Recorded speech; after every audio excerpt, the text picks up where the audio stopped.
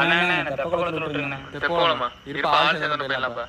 எவ்வளவு என் கூட சரி நான் ஏன்டா இருடா நானும் தான் போலாம்டா. ஆட்டோல